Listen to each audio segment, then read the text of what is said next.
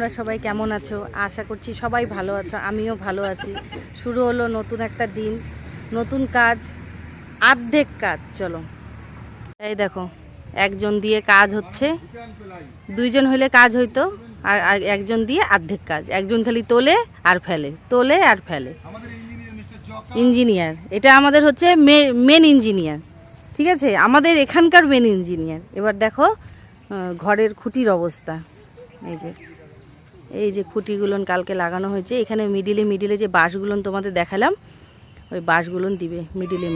মনে করো এই যে এখানে খুঁটি আছে, এই খুঁটির ঠিক এই জায়গায় একটা করে বাঁশ দিবে, তাহলে জিনিসটা মজবুত হবে। দেখছো, এখনও কমপ্লিট হয়নি কিছুই। দেখো রোয়া গাড়ার কাজ হচ্ছে জায়গায় জায়গায়, পিছনে জমি আছে, ওখানেও রোয়া গাড়তেছে সবাই। আজকে আসে নাই রোয়া গাড়ার জন্য, এই রোয়া গাড়ার জন্যই কাজ হচ্ছে না এখানে। এখানে যে আমাদের এখানে একটা লেবার ছিল, সে ওই রোয়া গাড়ার কাজেই ব্যস্ত হয়ে আছে।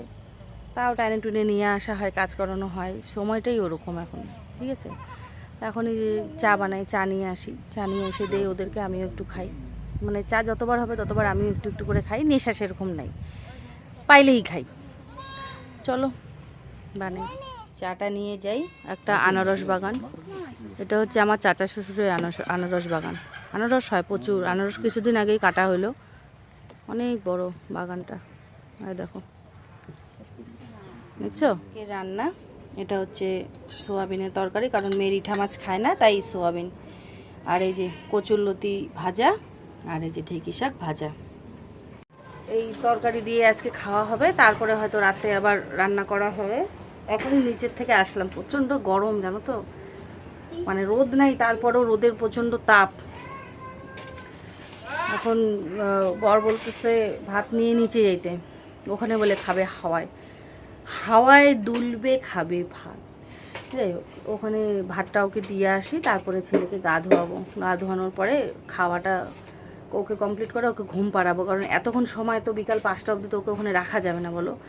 তো এইটা সারার পরে তারপরে দেখি আমার কয়টা বাজে, খাইতে একটু টাইম লাগবে।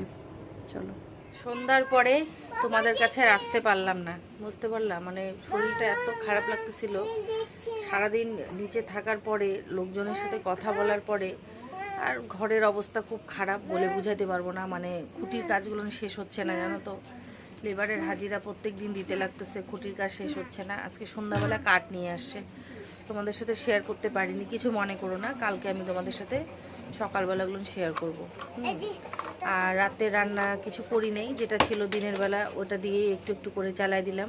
মানে শরীরটা খুবই খারাপ লাগতেছে, আর মেয়েরও একটু পড়ার চাপ ছিল, তো নোট লিখতেছিল, তো আমি ওকে আর কিছু বললাম না, বললো বাবা বাদ দে, যা আছে তাই দিয়ে হয়ে যাবে, একবেলাই তো কোনো অসুবিধা নেই। কালকে তো অনেক কয়জন মিস্ত্রি আসার কথা আছে, দেখতে পারবে তোমরা, দেখাবো অবশ্যই।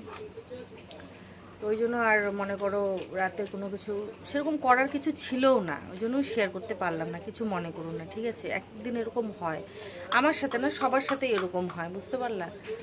তো আজকের ভিডিওটা আমি এখানেই শেষ করছি, দেখা হচ্ছে কালকে একটা নতুন ভিডিওর সাথে।